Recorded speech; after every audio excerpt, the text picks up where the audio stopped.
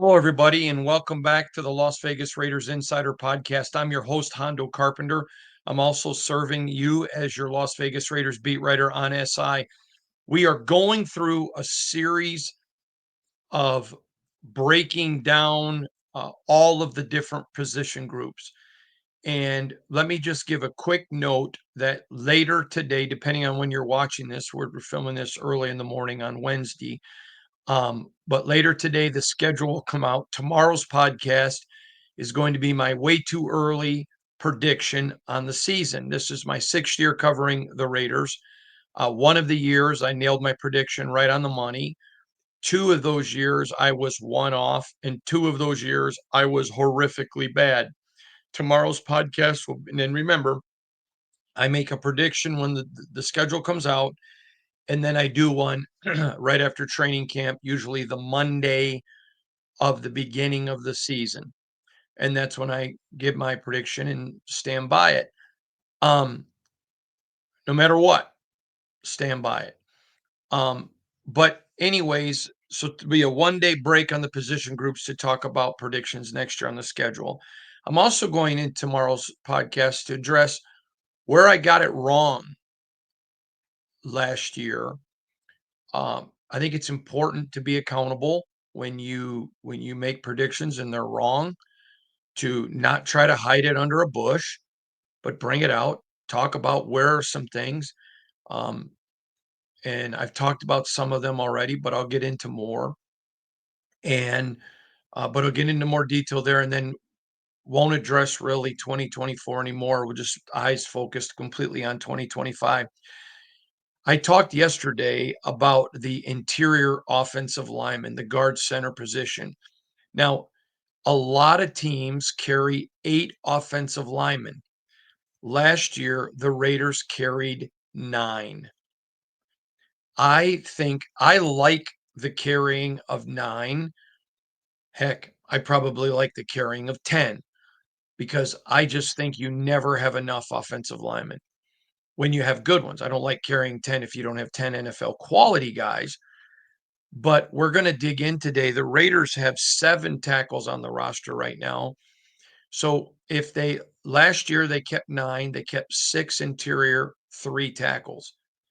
I talked with you about position versatility yesterday and mentioned if they kept 5 interior linemen and then they kept 3 tackles because of position versatility, allows them to keep a player at another position. Or if they kept 4 tackles, they would still keep the 9 that they kept last year. And so we're going to go through this today. I think there may be some surprises for you. But let's dig right in, and we're going to get into a lot of detail for you. And we're going to start out, of course, with Kolton Miller. Kolton is a seasoned veteran. I call him Cap because he's one of the captains. Kolton Miller, if you were to take football out of the equation, is a salt of the earth human being. Just one of the nicest people you will ever meet in your entire life. He's a man of integrity. He's a man of character. He is a gentleman. He is, again, if this was a guy who was the lumber manager at Home Depot, every dad in the world would want your daughter to marry him. He is just a terrific human.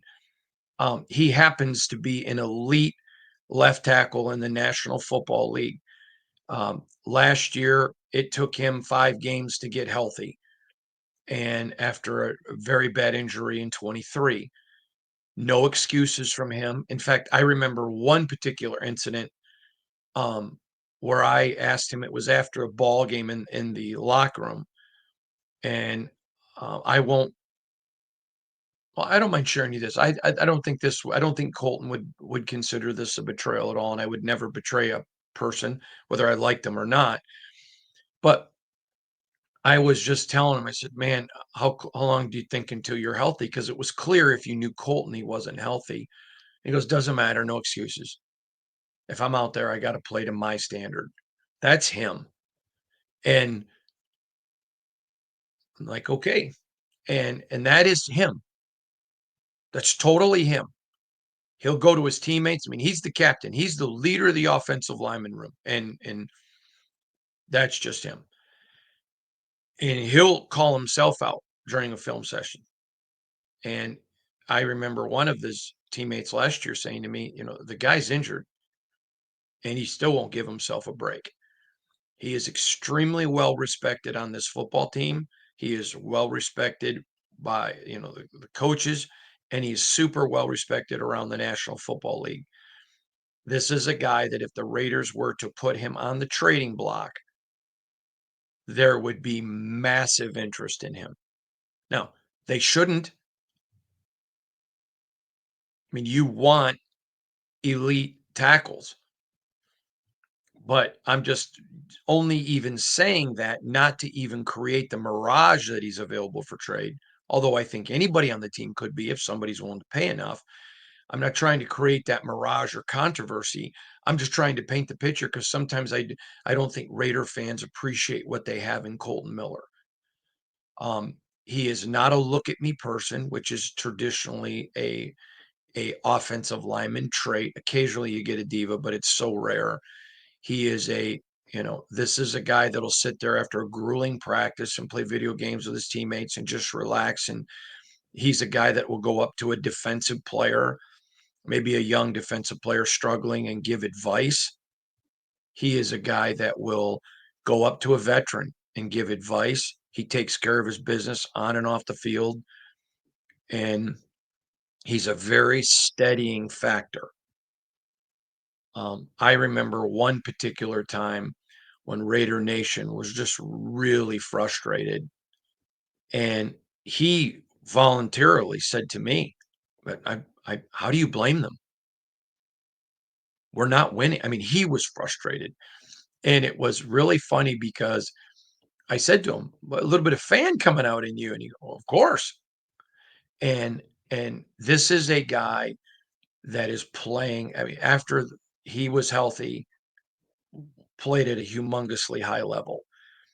I was told by someone at the owners' meetings, and I think it was not this last one, but the one before. It could have been this last, but it was one of them. But we were talking about Colton, and um, he said, if you put that guy on a better team, he's a perennial Pro Bowler. He just doesn't get the recognition he deserves because the Raiders have been bad, and that's accurate. He is the kind of guy you want on your franchise. Now, Max Crosby is a guy that is all of those things, but he's very vocal. He's out there. And Colton is same kind of value guy, just not as vocal. But when you look at the position that he plays and the guys he's leading, I don't know that you can lead an offensive line room if that's not who you are. And one thing that I respect, and I could give you a list as long as my arm, and I have very long arms. One of the things I respect about Colton is he doesn't change who he is. He's incredibly wealthy. He's on the precipice. Whether it happens this year or next, he's going to get another massive contract. You would never know that he was a multimillionaire. There's no diva. He is one of the people that is at the elite pay level in the National Football League, and nothing's changed him. He loves the game. He works hard at the game. He cares about the game. He keeps his life in perspective, and he is a great leader. When you look at the young players on this Raiders team in the offensive line room, you look at, and there's a lot of really talented youth on the Raiders right now. The offensive line is probably the most disrespected position on the Raiders. And it's, in my opinion, one of the deepest. It's just young. And so people don't give enough grace to young players make young player mistakes. Go back and look at all the people who called the pick of Colton Miller a bad pick. They trashed it. Go back and make them stay accountable to their pick. to what they said because it was a great pick. And he developed and has now turned into exactly what you want. When I was asked at the end of last year, players who are potential new deals, uh, Holton was one and Jacoby. Now, the Raiders may choose to wait.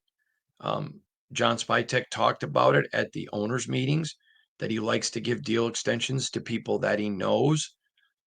But Colton Miller, Jacoby are two guys you want to keep around here. They're both young, relatively young, and they're two guys that you want to keep around because they're tremendous influences in the locker room in the way they approach the game. You don't you can go pick. So let me give you an example. There were people in the draft that said, go pick a um, an offensive tackle and then trade Colton. Okay, fine. If that's how you felt, great. But you're not swapping a tackle for a tackle because every one of those rookies is going to come in with a learning curve because Colton had one. And none of them is going to step up and be the leader that Colton is. And he still has a lot of tread on those tires. He's a veteran, but he's not, you know, in any way decrepit. Now, I do agree with people who talk about the last 2 years there's been injury, but it was really one in 23, and it just took time to heal that went into 24. So it wasn't really two different injuries. But and I kept saying to people, you can go trade and get a great tackle. There were some great tackles in this draft, great tackles, but you have one, and those great ones are still going to have a learning curve, and they're not going to bring the leadership immediately to a young offensive line group that you need. So Colton Miller is a tremendous player, tremendous person, and a real ally to the Raiders. Now, I want to make this abundantly clear. There are guys at every position group that I think are locks. Okay. But just because somebody's a lock doesn't mean if somebody comes around and offers something ridiculous, you don't trade them. So when I say they're a lock, it's unless somebody does something stupid. But Colton Miller's a lock. He is your left tackle, and he is the real deal. And on top of it, every Raider fan would love him if you got to know him. There is, if somebody doesn't, the next person that tells me they don't like Colton Miller is probably going to be the first person, but that's just him. Then you come into a guy, and this is Delmar DJ Glaze, the mule, coming into his second year. Now, this is a guy that you may remember we told you about in 2024. He crushed, and was the absolute best at the postseason bowl workouts. Was not good first couple days, got worked with, took coaching and took off. The Raiders stole him, gets a chance to step in, and he played at an elite level. And if the season were to start today, he's your starting right tackle and Colton's your starting left tackle. And I got no issue with this. Now, he got the nickname the Mule from me and Zamir. I'll explain how that came about. Zamir and I are both horse guys. We own horses, love horses. And I was teasing Zamir one day, and him and me and DJ were standing around talking. And I was teasing Zamir about just how fast he is. It's like a Mustang. And I said, but this guy, I said, man, talking about DJ, he gets his feet in the ground and he's like a mule. He won't go anywhere. Now, if you've never been on a mule, I'm an avid hunter. And when you're up in the mountains or you're up in snow and you're hunting, I always like to ride draft horses.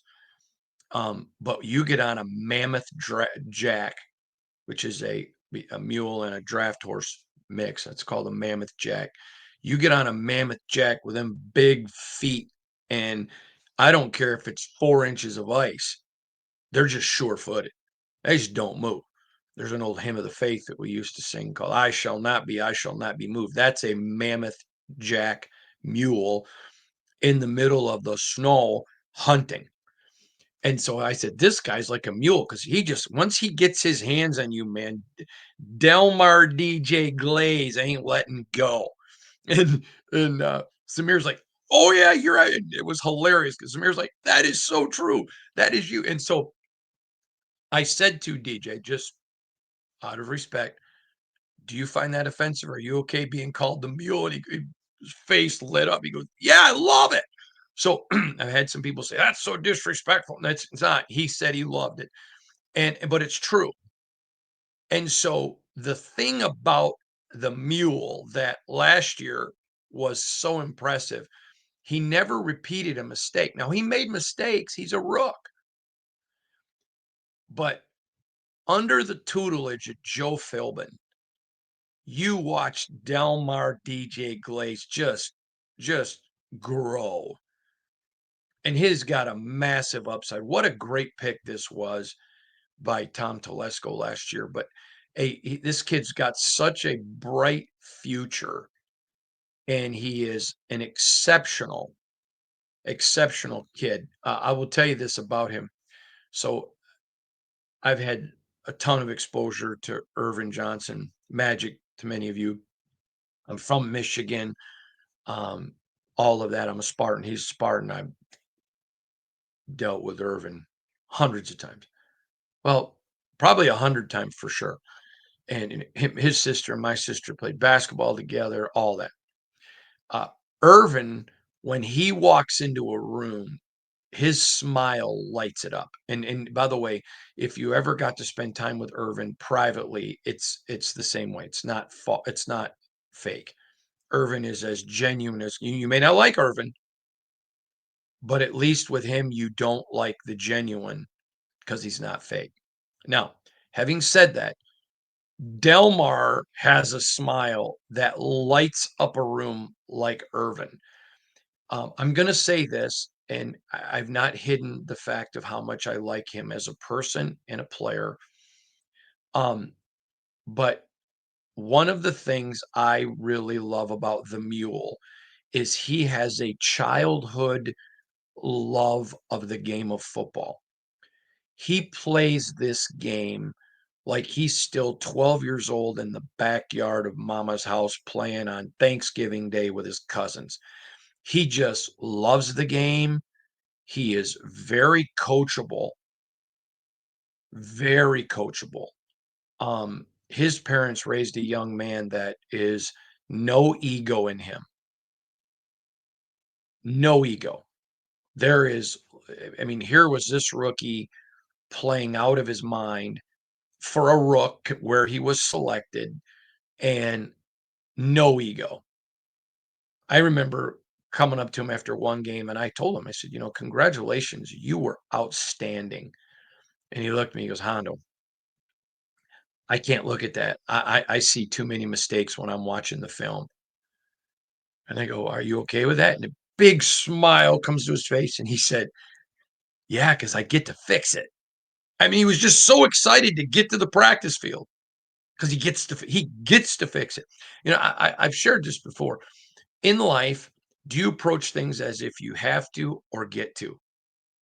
There are a lot of dead people today that would love to get to do the parts of your life. Hey, I have to take the trash out. There are a lot of dead people that'd love to come back to life and get to take the trash out.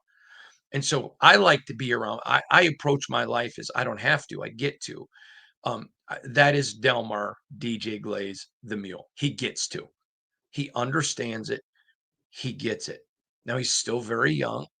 He's growing up. He's still a kid, as all of us were when we left college. But this kid's limit, if he continues to develop his work ethic, which he is, and he continues to stay in the film and continues to stay in love with the game, sky is the limit of where Joe Philbin can mold this humongous piece of clay into a long-term solution in the National Football League. I'm all in on the DJ Delmar Glaze, the mule train. Matter of fact, somebody even mentioned to me, "You're the conductor of that train," before he ever played. And they're like, "Man, you're conducting that train." And I'll never forget the week that he was gonna really get to play. Someone said, "You've been conducting that train. I hope he don't make you look bad." He didn't. And he's a solid. Now, I'm gonna get to this in a minute, but well, I'll get to this in a second. So next I want to talk about Thayer Mumford. Young kid out of Ohio State, has played really well at both positions. Lost his spot to Delmar DJ Glaze, the mule, uh, with an injury, and the mule never gave it back. This is interesting for me. Now, I got a tremendous relationship with Thayer. I like him. So there is zero. This is we're going to be talking about the business of the NFL right now, because there is a business component. There are lots of guys that I like that I would trade if I was a GM, and it would have nothing to do with personal.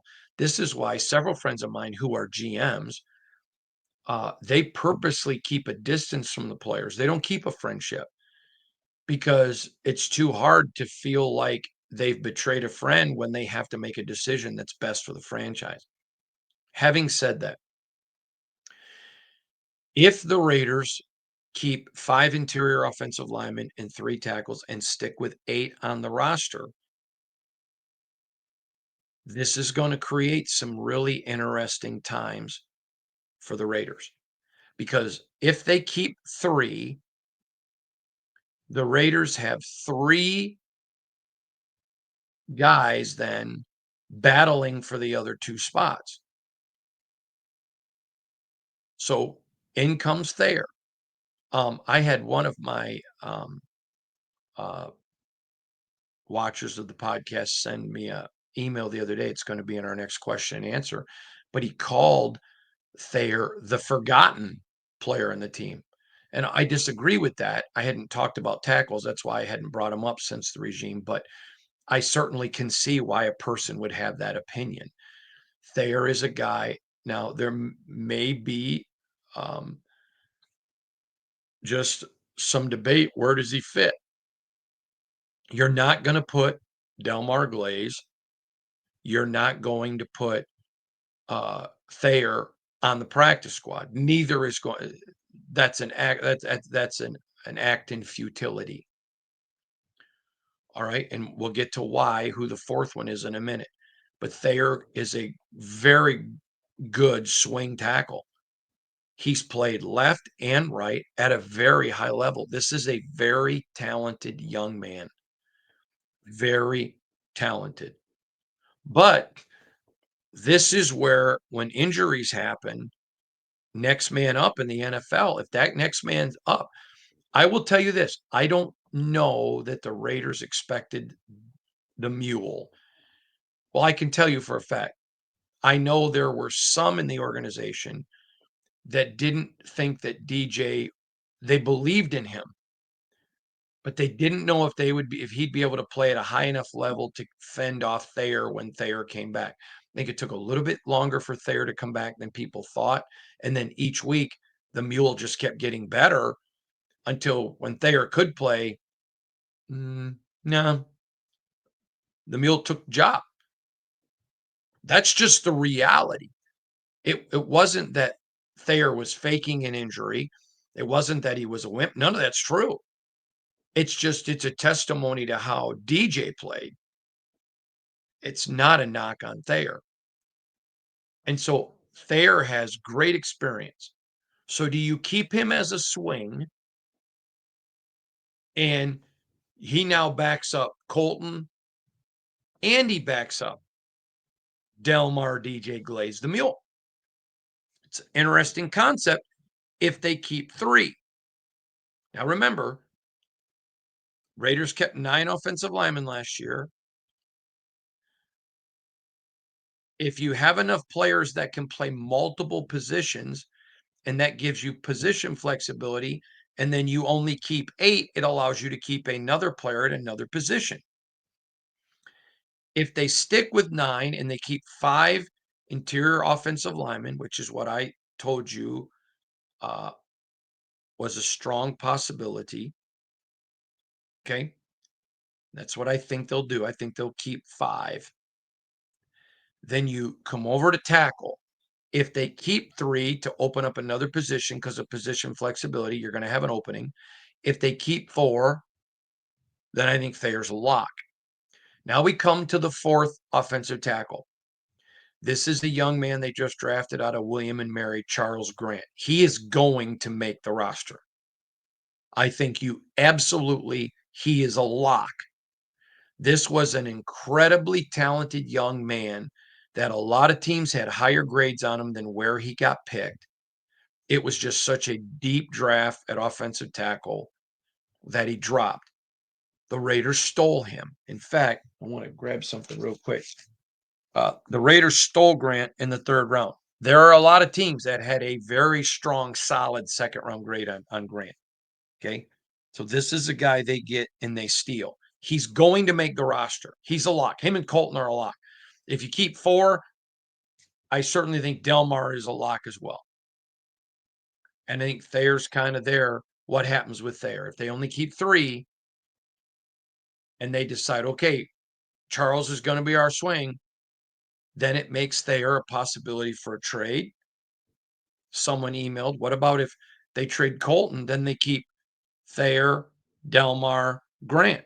Okay, if somebody wanted to make a ridiculous offer that made the Raiders better, they have to listen to that. And y'all know my respect for Colton, but it isn't about respect. It's business.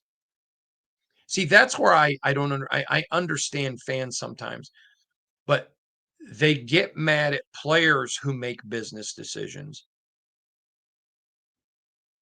but they don't always get mad at teams that make business decisions. It's a business, period. It's a business. And so Charles Grant, I am a massive advocate of his game. Don't know him personally, but I am a major advocate of his game. I genuinely now people I know who do know him again, and again, offensive linemen are just kind of it's like hockey players. If you ask any media person who's covered multiple sports, they'll tell you if you ask which sport generally has the best guys, just guys you genuinely like, invariably 90 to 95% are going to say hockey. It's just kind of their mentality.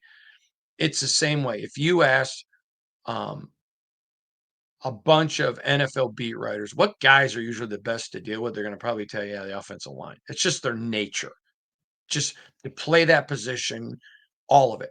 So, but Grant comes in and he's not had the best competition level. That's undeniable. He's not had the best coaching, not undeniable. But when he got in some of them postseason opportunities, this young man has massive upside. I literally mean massive. I could see this guy being an anchor tackle for a decade in the National Football League once he found his footing. Massive. Okay, so here's where the Raiders are at now. If they, because they kept 9 offensive linemen last year, 6 IOL, interior offensive linemen, 3 tackles. If they keep 5, because of that versatility, do they keep 4 tackles? Because this is where I would lean. But it doesn't matter what Hondo thinks. If I'm sitting there and I'm Spytech and I look at, all right, I got Thayer, I've got William Grant. I mean Charlie Grant. I don't know where I came up with William. Sorry about that. I've got Charles Grant, got Colton, got Thayer. Yeah, I'm pretty set here. I'm pretty set here. And I would feel if I was the Raiders walking into the 2025 regular season,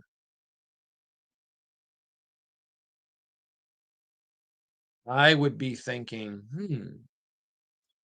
pretty set here with my offensive line. Very young, very young. But man, humongous upside. But here's the deal. Grant's a lock. So if you only keep 3, somebody's got to be traded because you got 3 guys with huge value. I would not think Colton unless somebody made a stupid offer. You got Delmar and Thayer, who I don't think they want to let. I would think Thayer would be the odd man out, and that's not personal. But if you got Delmar as your starter and you got Colton as your starter, you're more apt to let your sway go than a starter. And there would be a market. Absolutely would be a market. I'd go with 4, but there you go. Next guy I want to talk about, I've talked to you a lot about him. You may remember I talked about him when we did our UDFA podcast.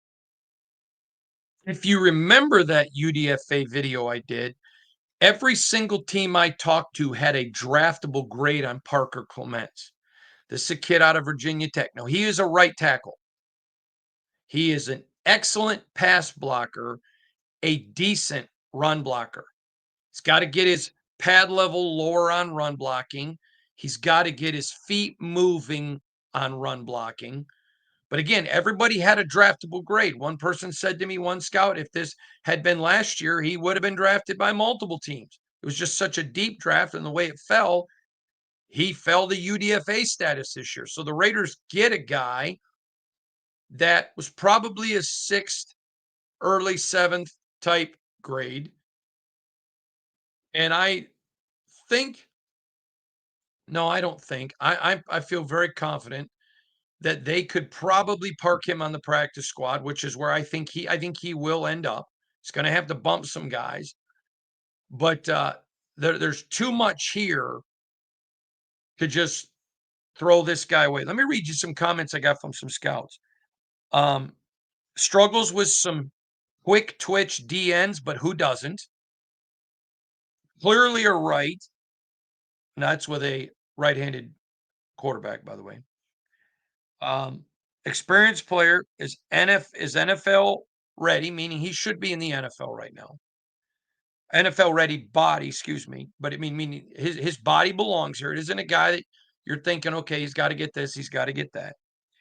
He has a good pass blocker, decent run blocker. He's athletic for his size, but still needs to get a little bit more quicker and lighter on his feet to help defeat the quicker twitch edge rushers. Needs to learn how to get his pad level lower when run blocking, drive his feet, and keep them moving. I like Parker. He's just he flashes enough that if you can go park him on your practice squad for a year, maybe even keep him there to start next year, but an injury happens and you move him up, he's going to benefit every single day from having to do scout team against Malcolm Koonce, against a Max Crosby. He's going to learn to deal with those quick twitch guys. Everybody struggles against that.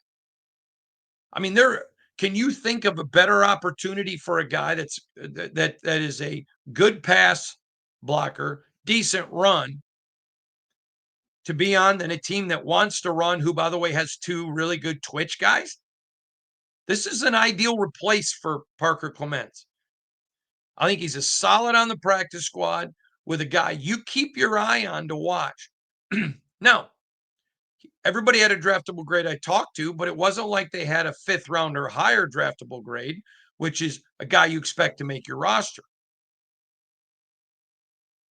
It varied between a 7th and a 6th.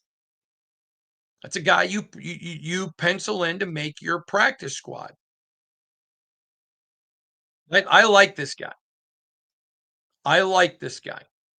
I think there is enough there that he's on your practice squad with a real chance to develop him and becoming something. I know sometimes people will say to me, why do you talk about guys that aren't going to contribute?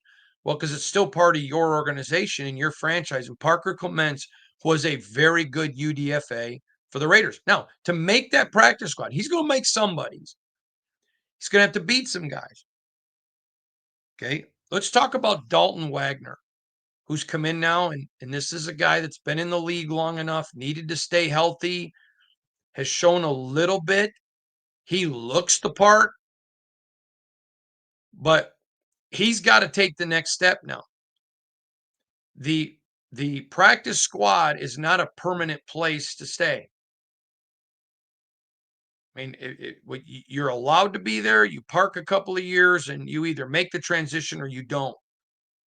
This is a vital offseason and a vital training camp for him. I think you could see Clements and Dalton making the practice squad, but Dalton's got to make a move. He's liked, people like him. He's a guy that is in there working on his craft, but the best ability is availability. He's got to stay healthy. Again, you look at him and he looks like a monster, but he's got to be able to demonstrate that. I like him. It's not anything personal whatsoever. I genuinely do like him, but it isn't about who likes you. We're not looking for Sunday school teachers. We're looking for offensive tackles in the NFL. And this is Dalton's time now. He's a guy I'm watching super close. And I'm not looking at him super close because I think he's going to make the starting lineup here. I'm looking at him close as, does he make enough of a move that he's able to stay with the practice squad because he's demonstrated I'm ready for the call up. He was not ready for the call up last year. And that's something. So when I say I'm watching him, it isn't like I'm watching him to make the 53, but I'm watching him to demonstrate to the Raiders and the new staff because they have no loyalty to him. Boy, that sounds harsh, and that's not how I meant it. But this is not a guy they picked. So they just look at an initial observation. Boy, he's been on the practice squad a couple of years. What happened in Arkansas? Okay, great. Okay. So I'm going to be watching him closely, but it's not for really a massive 2025 impact. Then the last guy I want to talk about, I'm going to tell you right now, with a name like Hondo, getting people's names right is important to me. His name is Gottlieb, and I've heard it pronounced a bunch of different ways. So I'm going to tell you right now, Ayedzi is the most how I've heard it. I don't even know if that's accurate. If it isn't, I'm not meaning disrespect, and I'm going to talk with him and get his exact phonetical uh, name. It's an athletic kid that just has enough athleticism that you're like, "Mm, there's something there." This is a guy that you're just like, all right, there could be something here. All right, this guy's got a little something, something. Super raw, but intriguing. Very intriguing. And there's enough there that a Joe Philbin may say, give me that lump of clay and let me make a NFL player out of him. He is intriguing. So I think there's a big battle with him and Dalton Wagner. If the Raiders keep 2 tackles on the practice squad and they're like, hey, we really like Clements, and Gottlieb is a guy that Wagner could be the odd man out. But I have no predictions of him making the 53 man. I'm not saying that. But that's what the practice squad is for. You get to run the scout team of the other team and work on your craft against Christian Wilkins, Adam Butler, Tyree Wilson, Malcolm Koonce, Max Crosby. There's just some of that.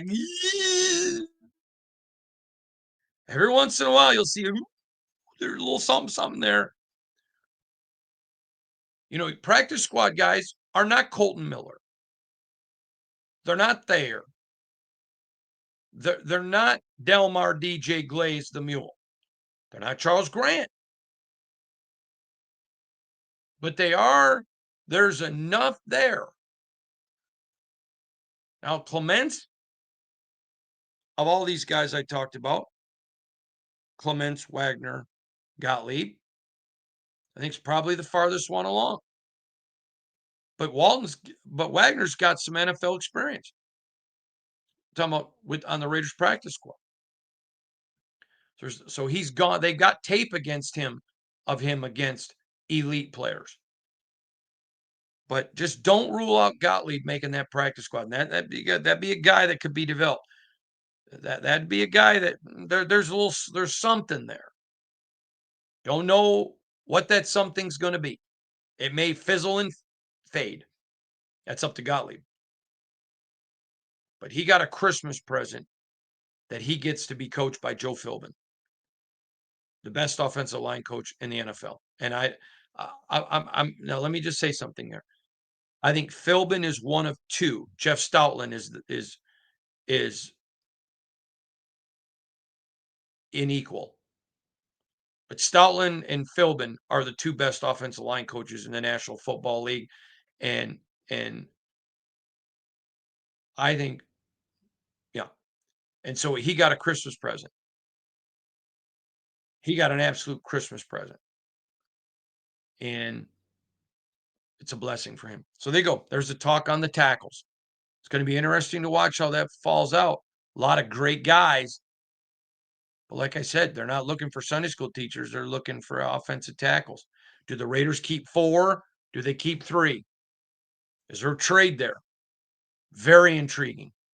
Very intriguing to me. Interesting stuff. Thanks for joining me today, everybody. God bless you. I hope you have a wonderful, wonderful day.